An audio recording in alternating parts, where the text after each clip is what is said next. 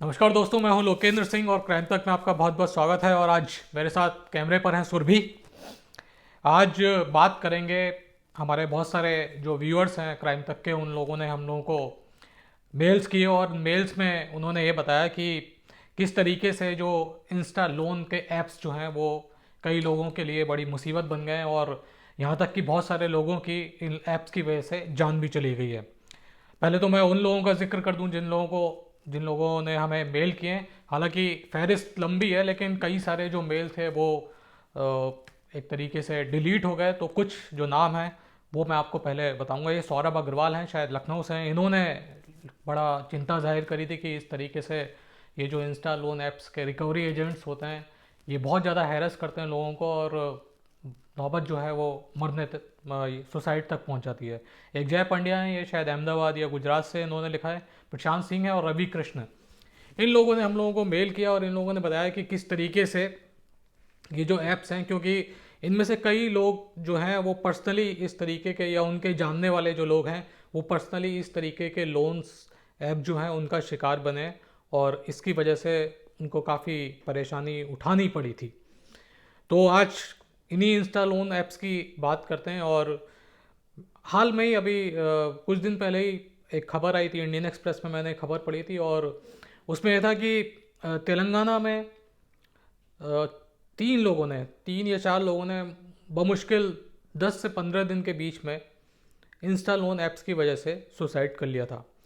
और सुसाइड इस वजह से किया था क्योंकि ये जो इंस्टा लोन ऐप्स होते हैं ये आपका बेसिकली डाटा ले लेते हैं। जो लोग इस इंस्टा लोन ऐप्स के बारे में नहीं जानते उनको मैं थोड़ा बताना चाहूँगा कि गूगल प्ले स्टोर पे आपका, अगर आपका स्मार्टफोन है तो आप जाते हैं तो वहाँ पे, और केवल गूगल प्ले स्टोर नहीं, फेसबुक पे भी आपको मिल सकता है। आपका भी कोई गूगल पे कुछ सर्च कर रहे हो तो वो भी पॉपअप हो सकता है। इवन आपका जो कोई भी वेबसाइट होती है उस पर ये लोन के जो लिंक्स होते हैं वो पॉपअप हो जाते हैं। और आप मान लीजिए आपको पैसों की ज़रूरत है और एक बार तो आप, हमेशा ये होता है कि आर्टिफिशियल इंटेलिजेंस के बारे में आपने सुना होगा कि अगर आपको किसी भी चीज़ की ज़रूरत है, मान लीजिए कि जैसे मुझे टीवी खरीदना है तो मैंने गूगल पे मान लीजिए कि एलईडी 42 इंचेस लिख दिया और मैंने सर्च किया, तो वो आर्टिफिशियल इंटेलिजेंस जो है वो एक तरीके से वो उसको एब्जॉर्ब करेगा और उसके बाद जिस वेबसाइट पे जाऊंगा, मान लीजिए कि मैंने पाकिस्तानी अखबार है डॉन, उसकी वेबसाइट पे मैं गया न्यूज़ पढ़ने के लिए, वहाँ पे भी जो कंसर्न, जो मैंने एक एडवर्टीजमेंट देखा था टीवी का वो पॉपअप करेगा। या फिर आपने नवभारत की वेबसाइट खोल ली या फिर आपने आज तक की कोई वेबसाइट खोल ली, इस तरीके से वो जो लगातार जो एक तरीके से आपको पीछा जो आपका है वो होना शुरू हो जाएगा। आपको जहाँ पे आप कम से कम वर्चुअल दुनिया में आप जहाँ पे जाओगे, फेसबुक पे या फिर ट्विटर पे या फिर और बाकी जगहों पे, वहाँ पे ये सारी ऐड आपको दिखाई देंगी। तो ऐसे ही बहुत सारे इंस्टा लोन के ऐप्स जो है वो आते हैं। जिन लोगों ने आज तक इस्तेमाल नहीं किया उन लोगों के लिए बहुत ज़्यादा ज़रूरी है, और जिन लोगों ने इस्तेमाल किया और जो मुसीबत में फंस गए उनके लिए भी मैं बताऊंगा कि उसको कैसे वो मुसीबत से बाहर निकले। तो सबसे पहले तो ऐसे लोगों के लिए जो इस तरीके की चीज़ों में अभी तक आए नहीं है, और मैं तो भगवान से प्रार्थना यही करूँगा कि वो आए भी ना, और अगर वो आ भी चुके हैं तो उसके भी कई सारे उपाय हैं। बिल्कुल घबराने की या फिर जान देने की ज़रूरत किसी को नहीं है, बल्कि जो आपको हैरेस कर रहा है उसको सज़ा मिलनी चाहिए। तो ये पूरी शुरुआत इस तरीके से होती है कि जो गूगल का प्ले स्टोर है वहाँ से आपने इंस्टा लोन का ऐप आपने डाउनलोड कर लिया। आपको पैसों की ज़रूरत है, आपको 10,000 रुपये की ज़रूरत है। आपने बोला कि चलो अभी 10,000 रुपये मैं ले लेता हूँ और अगले हफ्ते तक मैं उसको वापस कर दूंगा, मेरा कोई जुगाड़ बन जाएगा 10,000 रुपये वापस देने के लिए। तो ऐसा बहुत सारे लोग करते हैं कि इनको उम्मीद होती है कि अगले कुछ हफ्ते में या कुछ दिनों में पैसा वापस आ जाएगा, तो वो लोग इस तरीके का क्विक लोन जो है वो ले लेते हैं। और इस तरीके की जो इंस्टा लोन ऐप्स होते हैं वो इस तरीके का क्विक लोन देते भी हैं, 10 दिन का, 15 दिन का, वो आपके ऊपर डिपेंड करता है। तो मान लीजिए जब आपने ऐप डाउनलोड किया तो वो लोग कहते हैं कि हम लोग आपको अलाउ करिए कि आपके कॉन्टैक्ट डिटेल्स में और आपकी मीडिया यानी आपके वीडियो और पिक्चर्स में जा सकें। इस तरीके की परमिशन जो होता है वो इस तरीके के ऐप्स मांगते हैं, और आपने वो जो परमिशन आपने दे दी बिना परमिशन के, तो वो बेसिकली आपको लोन देते ही नहीं है, जब तक आप परमिशन नहीं देते हो तब तक वो प्रोसेस आगे नहीं बढ़ता। तो आपने एक बार अगर परमिशन दे दी तो वो प्रोसेस आगे बढ़ जाता है, और आपका जितना भी कॉन्टैक्ट्स की लिस्ट होती है वो इन कंपनियों के पास चली जाती है, और आपकी जो पिक्चर्स होती हैं वो भी इन कंपनियों के पास चली जाती हैं। यानी कुल मिला के आपका जो प्राइवेट डेटा है, जो आपकी कॉन्टैक्ट लिस्ट है, और इसके अलावा आपका जो इवन फेसबुक के फ्रेंड्स हैं, या फिर आपकी जो फोटोग्राफ्स हैं पर्सनल, आपके घर की फोटोग्राफ्स हैं, वो सारी जो है वो चली जाती हैं इन कंपनीज के बाद। अब मान लीजिए कि आपने 10,000 रुपये का लोन लिया और आपको 7 दिन बाद ये लोन वापस करना है, तो 7 दिन तक तो ठीक है, कोई बात नहीं है। लेकिन 7 दिन के बाद अगर 1 मिनट भी ज़्यादा हो गया तो ये लोन की एक तरीके से जो अमाउंट होता है उसको डबल कर देते हैं, और फिर आप सवाल जवाब करते हैं कि भाई 1 मिनट लेट हुआ या 1 घंटे लेट हुआ कि तुमने डबल क्यों कर दिया, और इस कंडीशन में हमारी बात नहीं हुई थी, ये सारी चीज़ें। तो उसके बाद ये लोग हैरेस करना शुरू करते हैं, और हैरेस करने में इनकी कई सारे स्टेप्स होते हैं हैरेस करने के भी। जैसे पहला स्टेप ये होता है कि जिस दिन आपने लोन नहीं दिया और आपको मान लीजिए कि इन लोगों ने इंटरेस्ट लगा दिया, और आपने बोला कि इतना इंटरेस्ट की बात नहीं हुई थी, और हम लोगों की तो इस तरीके के इंटरेस्ट की बात नहीं हुई थी। क्योंकि जब ये लोग लोन देते हैं उस वक्त भी कोई इंटरेस्ट जो होता है उसका मेंशन नहीं करते। वो ये कहते हैं कि हमें बिना, आप केवल हाँ करिए, आप इस ऐप को डाउनलोड करिए और आपको जितना लोन चाहिए हम लोग देंगे। हमें आपके पैन की ज़रूरत नहीं है, पैन कार्ड की ज़रूरत नहीं है, हम आपका आधार कार्ड की ज़रूरत नहीं है, हम आपके रेजिडेंस प्रूफ की ज़रूरत नहीं है। वो तुरंत ये कि तुरंत आओ और तुरंत पाओ वाला लोन होता है। और जब पेपर वेपर नहीं लगाने पड़ते तो आदमी को भी लगता है कि क्या करें यार, ठीक है 10,000 रुपये 12,000 रुपये का लोन है तो चलो अगले हफ्ते कर देंगे, और वो बिना पेपर लगाए ये लोन ले लेते हैं। तो सबसे पहली बात तो कि यहाँ पे अगर कोई भी शख्स आपको लोन दे रहा है और पेपर नहीं मांग रहा, तो जाहिर सी बात है कि मामला गड़बड़ है, और मामला ऐसी इंस्टा लोन कंपनीज का है जो बाद में आपके लिए सरदर्द साबित हो जाएंगी। क्योंकि कोई भी जेन्यून लेंडर होता है, बैंक वाला होता है, वो सबसे पहले आपके पैन कार्ड की कॉपी मांगता है। और पैन कार्ड की कॉपी मांगने की वजह क्या है कि अगर आप डिफ़ॉल्टर होते हैं, बाई चांस अगर आप लोन वापस नहीं कर पाते, तो आपका जो पैन कार्ड नंबर होता है, जो आपका प्रोफाइल होता है, वो सिबिल के अंदर डाल दिया जाता है। और सिबिल के अंदर अगर आपका प्रोफाइल चला जाता है तो आप डिफ़ॉल्टर बन जाते हैं। और डिफ़ॉल्टर बन जाने का मतलब क्या होता है कि फिर आगे से कोई भी इंस्टीट्यूशन आपको लोन नहीं देगा। यानी आप किसी बैंक में एक बार आपका नाम सिबिल में चढ़ गया, और आपका जो रेटिंग्स होती है उसमें भी रेटिंग्स होती हैं सिबिल में, मेरे ख्याल से आप लोग जानते होंगे सिबिल के बारे में। तो सिबिल में भी रेटिंग्स होती हैं, और अगर आपकी रेटिंग जो है वो करीबन 700 से नीचे आ रही है तो फिर आपको लोन लेने में बड़ी परेशानी होगी। चाहे वो होम लोन हो, चाहे वो व्हीकल लोन हो, या आपका पर्सनल लोन हो, या फिर स्टडी लोन हो, किसी भी तरीके का लोन हो, वो लोन आपको बैंक से नहीं मिलेगा। इवन आपका क्रेडिट कार्ड नहीं बनेगा, बैंक खाता जरूर खुल जाएगा, लेकिन जहाँ पे भी उधारी वाला मामला आता है वो उधारी वाले मामले में आपको कुछ नहीं मिलेगा अगर आपका सिबिल में चढ़ जाता है। तो ये जो कंपनीज होती हैं इंस्टा लोन वाली, ये कभी आपके पेपर्स नहीं मांगती, और पेपर्स नहीं मांगती। आदमी को लगता है कि ठीक है पेपर्स के बिना लोन मिल रहा है तो और ज़्यादा बढ़िया, हम कैसे भी इसको, बहुत सारे लोग तो इसी नीयत से लोन ले लेते हैं कि नहीं मिल रहा तो हम डकार जाएंगे।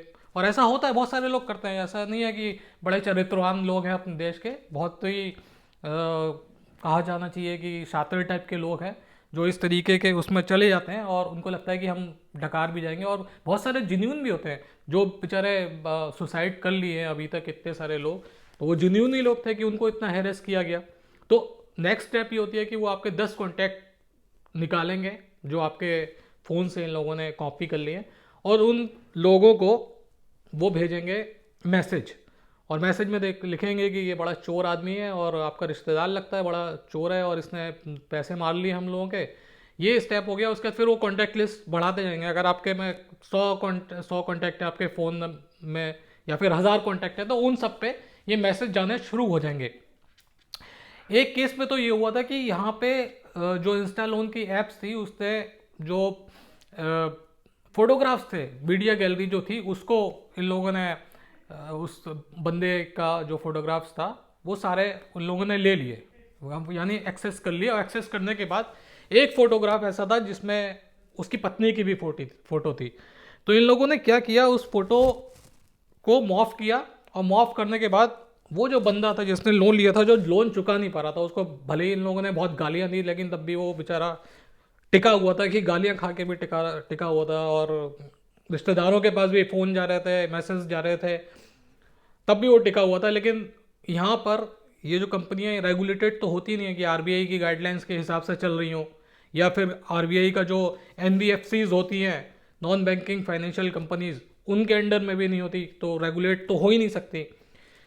तो इन लोगों ने मॉर्फ करके उस बंदे की पत्नी की पिक्चर उसको भेज दी, और उसके बाद बोला कि अगर तुमने पैसे नहीं दिए लोन के जो तुम्हारे ऊपर बनते हैं, और उनका इंटरेस्ट भी बता दिया, यानी अगर उसको 10,000 रुपये वापस करने थे तो वसूली में 20,000 रुपये उससे मांग रहे थे। बोला कि नहीं करोगे तो तुम्हारी पत्नी की जो फोटो है वो पोर्न साइट पे हम लोग लोड कर देंगे।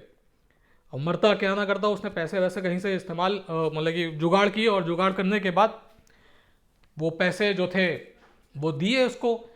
तो ऐसे बहुत सारे इंसिडेंट हुए हैं जहाँ पे ये जो लोन देती है इंस्टा लोन कंपनियां, उन्होंने इस तरीके का बिहेवियर जो है वो किया है। अब आप ये सोचिए कि एक आदमी ने 7,000 रुपये का लोन लिया, और 92 डेज यानी करीबन 3 महीने बाद वही लोन 32,000 का हो गया। आप सोचिए कितने गुना हो गया। 3 महीने के हिसाब से 7 चौके 28 और 7 पंजे 35, तो आप सोचिए कि करीबन 5 गुना के आसपास जो था लोन का अमाउंट वो बढ़ गया। तो इस तरीके के ही जो हम्म, दादागिरी, धौंसबाजी, इस तरीके की इंस्टा जो लोन कंपनीज हैं उनकी चलती है। उसकी वजह है कि एक रेगुलेटेड नहीं है, इनको इनके जितने भी सर्वर्स वगैरह हैं, बाकी जो भी है सारी चीज़ें वो फॉरेन बेस्ड है। इवन कॉल सेंटर भी इन्होंने इस तरीके से हायर किया हुआ है कि यहाँ पे कॉल सेंटर हायर किया हुआ है, और यहाँ पे वो जो कॉल सेंटर वाले लोग हैं वो देते हैं, जो भी इंस्टा लोन ने जिसने जिसने भी इंस्टा लोन से पैसे दिए हैं, वो कॉल सेंटर वाले बैठ के गालियाँ देते हैं, उनके रिश्तेदारों को फ़ोन करके गालियाँ देते हैं। और इसके अलावा जो फोटोग्राफ्स हैं या उनकी फेसबुक प्रोफाइल है उसमें भी पता नहीं क्या क्या क्या जाके लिख देते हैं।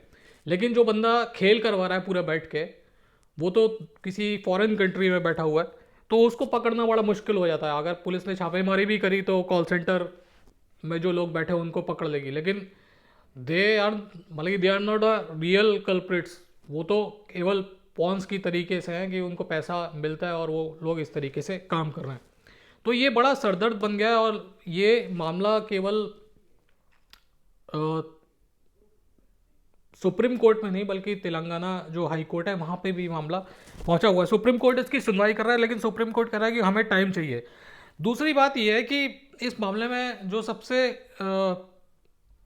ज़्यादा जो रोल होना चाहिए वो आरबीआई का होना चाहिए, कि आरबीआई को इस मामले में रेगुलेट करना चाहिए, लेकिन आरबीआई जो है वो इस मामले में हाथ नहीं डाल रही।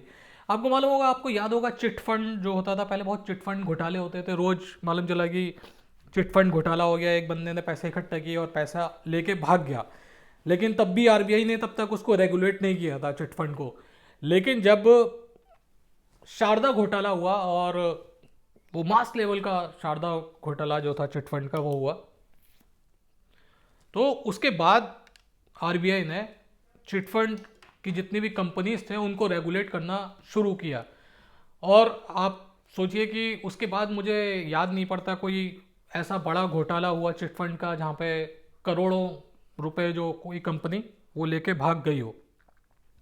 तो ये सारा जो है खेल चलता है क्योंकि नॉन रेगुलेटेड है। जो financial non banking financial companies होती हैं वो किसी न किसी बैंक से जुड़ी होती हैं ज़्यादातर, और वही बैंक के थ्रू जो है वो लोन मिलते हैं। ऐसी बहुत सारी हैं जो इंस्टा लोन देती हैं, जैसे आजकल तो वो, हालांकि वो तो खुद बैंक ही है, आईसीआईसीआई जो है वो इंस्टा लोन दे देती है। और भी बहुत सारी बैंक्स हैं, फाइनेंशियल इंस्टीट्यूशंस हैं जो लोन्स देते हैं, इंस्टा लोन देते हैं। लेकिन उनकी कहीं ना कहीं जवाबदेही जो होती है वो आरबीआई के साथ होती है, क्योंकि वो एक आरबीआई की गाइडलाइंस के अंदर आते हैं। लेकिन यहाँ पे जो ऑपरेट कर रही हैं कंपनीज, उनके ऊपर आरबीआई का बस ही नहीं चलता। और बात रही आरबीआई की, तो आरबीआई को भी जिस तरीके से क्रिप्टो करेंसी को लेके इतना, बीच में आपको याद है कि क्रिप्टो करेंसी जो थी वो इतना चलने लग गई थी, लोग खरीदने लग गए थे, बेचने लग गए थे उसको ऑनलाइन, उसको लेके रेगुलेशंस और नोटिफिकेशंस जब आरबीआई की तरफ से आए तो एकदम ये जो क्रिप्टो करेंसी वाला बूम आ रहा था वो एकदम नीचे हो गया। और आप अभी जो हाल के फिलहाल में, जैसे मैंने ही बहुत सारे ऐसे लोगों को जानता हूँ जो क्रिप्टो करेंसी में, मुश्किल से ज़्यादा पुरानी बात नहीं है, 1.5-2 साल पहले क्रिप्टो करेंसी का पूरा राग गा रहे थे और रोज का लाखों का खरीदना बेचने की बातें हुआ करती थी। लेकिन अब वो क्रिप्टो करेंसी वाला जो शब्द है वो बिल्कुल गायब हो गया है। तो कुल मिला के ये तो था कि किस तरीके से इंस्टा लोन कंपनीज जो हैं वो काम करती हैं और कैसे लोगों को अपने झांसे में फंसाती हैं। अब बात है इन कोई अगर इस तरीके के झांसे में फंस गया है उसको क्या करना चाहिए। देखिए, पहली बात तो ये कि कोई भी जेन्युइन कंपनी होगी वो आपके पेपर्स लेगी, उसके बाद ही आपको लोन देगी। अगर आपके पेपर्स उसने नहीं लिए हैं और केवल आपको ऐसे ही फटाफट लोन दे दिया तो आपको घबराने की ज़रूरत नहीं है। और इसमें हमारी जो देश की पुलिस है उसका भी बहुत ही बेकार जो है रोल रहा है, क्योंकि ज़्यादातर जो लोग हैं जिन लोगों ने ऐसे ही इंस्टा लोन ऐप से उधार लिया है उनके अमाउंट बड़े कम है। किसी ने 7,000 रुपये का उधार लिया, किसी ने 10,000 रुपये का उधार लिया, किसी ने 25,000 रुपये का उधार लिया, कोई 15,000 रुपये का उधार लेके बैठा है। इससे ज़्यादा अमाउंट का किसी ने नहीं लिया। ये नहीं कि किसी ने लाखों रुपए का इंस्टा लोन से उधार लिया हो। तो ये सारे लोग जब भी कंप्लेनेंट इस तरीके के, जब इनको हैरेस किया जाता है तो ये लोग पुलिस के पास जाते हैं और पुलिस को लगता है कि 10,000 रुपये के लिए हम क्या मैटर को इन्वेस्टिगेट करेंगे। और वो ये नहीं समझते कि ये 10,000 रुपये के पीछे दिन में कितनी बार, मेरे ख्याल से दिन में एक जिस बंदे ने उधार लिया है उसके पास कम से कम नहीं तो 100 बार फ़ोन आते हैं और इतने ही फ़ोन उसके 4 या 5 रिश्तेदारों को जाते हैं। तो जाहिर सी बात है, आपसे ये सोचिए ना कि आपके पास तो फ़ोन आ रहा है, आपने मोबाइल स्विच ऑफ कर लिया, लेकिन अगर आपके रिश्तेदारों के पास फ़ोन जा रहे हैं तो वो आपकी वजह से मोबाइल तो स्विच ऑफ नहीं करेंगे ना। तो फिर ये लोग उनको परेशान करते हैं। तो आपका जो रिश्तेदार होता है वो बोलता है कि भैया अपना अपना फ़ोन ऑन करो, वो तो हमें गालियां दे रहे हैं यार, तुम्हारी वजह से तुम तो अपना फ़ोन बंद करके बैठे हुए हो। तो इस मामले में पहले तो आप अप्रोच करिए पुलिस को। पुलिस को अप्रोच नहीं करते तो आप कोर्ट में जाइए, कोर्ट में आप एफआईआर दर्ज करवाइए। और कोर्ट जब डंडा चलाता है तो पुलिस को काम करना पड़ता है, भले ही स्लो करती है, लेकिन एक बार अगर पुलिस ने, अब तो अच्छी बात यह है कि ज़्यादातर जो प्रदेशों की पुलिस है उसमें हर डिस्ट्रिक्ट में एक साइबर थाना खोल रहे हैं। बहुत पिछड़े राज्यों में तो नहीं, लेकिन जितने भी अच्छे राज्य हैं हमारे देश के वहाँ पे तो साइबर थाने खुल रहे हैं। तो वो जो केसेस हैं वो एक तरीके से वो ट्रांसफ़र कर दिए जाते हैं। जब कोर्ट बोलती है कि भाई इन्वेस्टिगेशन करो, मामला उच्च अधिकारियों तक जाता है और जब मालूम चलता है कि एक ही डिस्ट्रिक्ट में इतने सारे लोग जो हैं वो इस तरीके की कंप्लेंट लेके आ रहे हैं तो पुलिस को कार्रवाई करनी पड़ती है। दूसरी बात यह है कि अगर आपको हैरेस किया जा रहा है तो आप कोशिश करिए कि आप ऐसे लोगों का कोई समूह बना सकें, ऐसे लोगों को तलाश कर सकें जिनके साथ इस तरीके की चीज़ें चल रही हैं। अगर आप एक मिली जुली कंप्लेंट, जो कि मान लीजिए कि आपने 10 या 12 लोग या 13 लोग खोज लिए, उससे ज़्यादा खोज लिए, और उसके बाद फिर आप पुलिस के पास जा रहे हैं और आप अकेले जा रहे हैं, तो उसमें थोड़ा बहुत फ़र्क पड़ता है। अगर आप एक मुश्त या एक बहुत सारे लोग मिलके एक कंप्लेंट दे रहे हैं कि 25 लोग प्रभावित हैं इस तरीके की चीज़ों से, तो उस पर प्रेशर पड़ता है पुलिस पे और पुलिस को काम करना पड़ता है। इंडिविजुअली थोड़ा ये होता है कि पुलिस भी टालम टोल कर देती है, आपको भी लगता है यार कौन पुलिस थाने के चक्कर लगाएगा। और दूसरी बात यह कि आपको वो कंपनी पहले से इतना हैरेस कर रही होती है कि आपको कुछ समझ में नहीं आता, और इस चक्कर में बहुत सारे लोग अपना सुसाइड कर लेते हैं। जैसे मैंने बताया कि तेलंगाना के, तमिलनाडु के, आंध्र प्रदेश के भी कई सारे केसेस थे। और इसके अलावा भी पूरे देश में इस तरीके की जो इंस्टा लोन ऐप्स है वहाँ से वो हो रहा है। दूसरी बात है कि आपकी कोई सिविल विविल तो ख़राब होनी नहीं है इसमें, बस यही करना पड़ेगा कि आपको कंप्लेंट करनी पड़ेगी इस मामले में। और ये नहीं है कि आपको अगर पैसा लिया है तो पैसा आप दो वापस, लेकिन यह है कि कम से कम इस तरीके से हैरेस जो किया जा रहा है उसका तो विरोध करना पड़ेगा। तो यही सलाह है कि आपको पुलिस को अप्रोच करना चाहिए। अगर कोई आपके ज़िले का साइबर थाना है वहाँ पे आपको इसको अप्रोच करना चाहिए। और अगर आप कर सकते हैं तो मिलके जो लोग हैं वो एक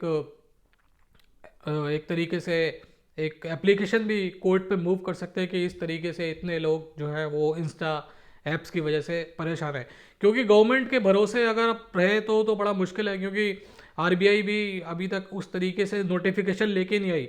अगर आरबीआई भी इस तरीके से नोटिफिकेशन लेके आ जाए कि इस तरीके के लोन ऐप से आप सावधान रहिए, अभी तक तो हम लोग ही आपको बता रहे हैं, लेकिन सरकार की तरफ से इस मामले में कोई ठोस कदम नहीं उठाया गया कि इस तरीके के जो ऐप्स हैं उनको गूगल प्ले से हटाया जाए। क्योंकि बहुत सारे स्टेट की पुलिस ने रिकमेंडेशंस की है गूगल प्ले स्टोर को कि आप इस तरीके के ऐप्स जो है वो अपने प्ले स्टोर से हटा लीजिए। लेकिन देखिए, पुलिस का कहना अलग होता है। अब मिनिस्ट्री ऑफ इंफॉर्मेशन टेक्नोलॉजी अगर एक बार बोलेगी कि भैया ये क्या कर रखा है, इसको हटाओ यहाँ से, गूगल को बोलेगी तो गूगल ज़्यादा सुनेगा। तो सरकार की तरफ से अभी तक इसमें कोई ठोस कदम नहीं उठाया गया। आरबीआई ने अभी तक इस मामले में कोई कार्रवाई नहीं की है। तो जब तक इस तरफ से कार्रवाई नहीं होगी तब तक इंस्टा लोन जो ऐप्स हैं वो आपको परेशान करते रहेंगे। तो मैं तो यही कहूँगा कि अगर आपको पैसे की ज़रूरत है, आपको उधार की ज़रूरत है, तो आप जो सर्टिफाइड इंस्टीट्यूशंस, लैंडिंग इंस्टीट्यूशन है अपने देश के, उनके पास जाइए। और ये फटाफट लोन के चक्कर में मत रहिए, क्योंकि ये फटाफट लोन जो है वो आपकी जान तक ले सकता है, जैसा कि बहुत सारे केसेस में हुआ है।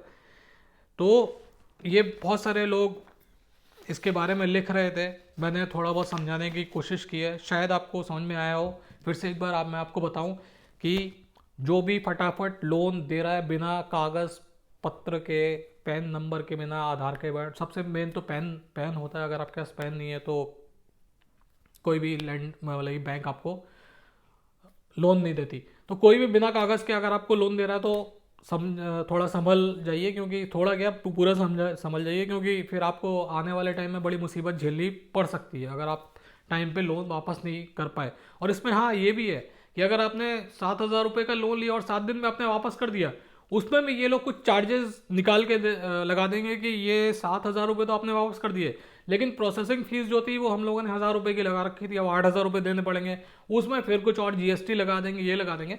तो ये सारी चीज़ें हैं, इनका बड़ा ख्याल रखिए आप, और बिना कागज़ वाले लोन के चक्कर में मत पड़िए। और अगर आप इस तरीके के उसमें लोन, इंस्टा लोन ऐप का शिकार हो गए तो कोशिश करिए कि अपने जैसे कुछ और लोगों को भी ढूंढिए और हौसला रखिए, पुलिस के पास जाइए, कंप्लेंट करिए, साइबर जो आपका थाना है वहाँ पे जाइए, वहाँ पे आप अपनी कंप्लेंट दीजिए।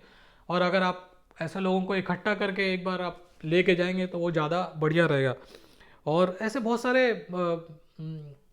एक्टिविस्ट भी हैं जो इस मामले में काम कर रहे हैं, ख़ासतौर पे जो अपना साउथ है, साउथ इंडिया, वहाँ पे बहुत सारे ऐसे एक्टिविस्ट हैं जो इस तरीके के लोन के झांसे में आए लोगों के लिए बहुत बड़ी राहत दे रहे हैं।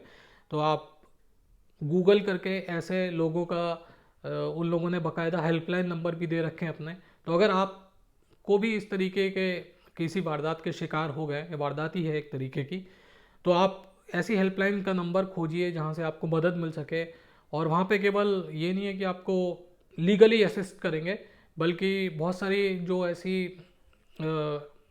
संस्थाएं हैं वो आपको साइकेट्रिस्ट जो है मनोवैज्ञानिक मदद भी देते हैं। और जो इस तरीके के ऐप से परेशान होकर खुदकुशी वगैरह या उस तरीके की चीज़ों के बारे में सोच रहे हैं, उनके लिए भी ये संस्थाएं जो हैं वो मदद मुहैया करवाती हैं। तो अगर आप फंस गए हैं तो आप गूगल पर जाकर इस तरीके के ऐप्स से राहत देने वाली जो संस्थाएं हैं उनकी हेल्पलाइन नंबर को ढूंढिए। और अगर आप नहीं फंसे हैं तो ऐसे ऐप्स से बिल्कुल दूर रहिए, कितनी भी आपको ज़रूरत है पैसों की, लेकिन फ़िलहाल अगर आपको लेने हैं तो जाके बैंक से ले लीजिए। बैंक भी अब इंस्टा लोन्स देती हैं और वहाँ से आप लेंगे तो बहुत ज़्यादा ये होगा कि अगर आप पैसा वापस नहीं करेंगे तो आपका जो नाम, आपका जो पैन नंबर है वो सिबिल में भेज दिया जाएगा, यानी आपको आगे से लोन नहीं मिलेगा।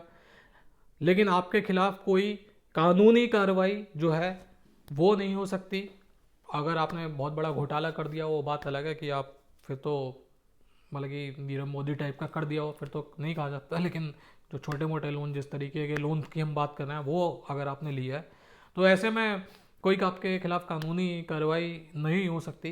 ना आपको जिस तरीके से यहाँ पे इंस्टा लोन वाले में एक फंडा ये भी है कि वो गालियाँ तो देते ही हैं, बदतमीज़ी तो करते ही हैं आपसे, आपके रिश्तेदारों से, फोटोग्राफ सार्वजनिक करने और ये सारे। इसके अलावा वो बहुत सारे लीगल नोटिस भेज देते हैं कि आपका वारंट निकल चुका है और आपके खिलाफ तो कोर्ट में अब पेशी होनी है। ऐसे बहुत फर्जी टाइप के वो बना के आपको भेजते हैं ऐसे लोगों को जिन जिन लोगों ने लोन लिया है। तो अगर आपने लोन लिया और इस तरीके के लीगल नोटिस वगैरह आ रहे हैं तो बिल्कुल आपको घबराने की ज़रूरत नहीं है। वो उस तरीके के फर्जीवाड़ा टाइप के लीगल नोटिस ये लोग भेजा करते हैं और ना कोई आपको पुलिस पकड़ने आ सकती है। आपका बहुत ज़्यादा होगा, आपने तो खैर पेपर ही नहीं दिए, जो लोग पेपर दे के लेते हैं उनका यही हो सकता है। तो कुल मिला के ये इंस्टा लोन जो है, इससे आप ऐप्स जो है उनसे दूर रहिए। और अच्छी बात यह है कि इस मामले की सुनवाई अब सुप्रीम कोर्ट में भी होगी और इसके अलावा कई सारे राज्यों के हाई कोर्ट हैं, वो भी इस मामले में अपना दखल दे रहे हैं। तो जल्द ही आपको इन सब चीज़ों से छुटकारा मिल सकता है, ऐसी आप प्रार्थना करिए। मैं भी सोचता हूँ कि जल्दी से जल्दी सुप्रीम कोर्ट इसको अपने संज्ञान में लेके आए, क्योंकि सुप्रीम कोर्ट ने कहा है कि हम लोग स्टडी करेंगे, उसके बाद फिर इस मामले में आगे बढ़ेंगे। तब तक के लिए बस यही है कि अपना ऐसे जो इंस्टा लोन ऐप्स हैं उनसे ज़रा संभल के रहिए और लोन वोन लेने से पहले बहुत 100 बार सोच लीजिए, क्योंकि इस लोन के झांसे में अगर आप आए तो आपको जान तक देनी पड़ सकती है। तो आज तक के लिए फ़िलहाल इतना ही, फिर आपसे मुलाकात होगी, तब तक के लिए अपना ख्याल रखिएगा। जय हिंद, जय भारत।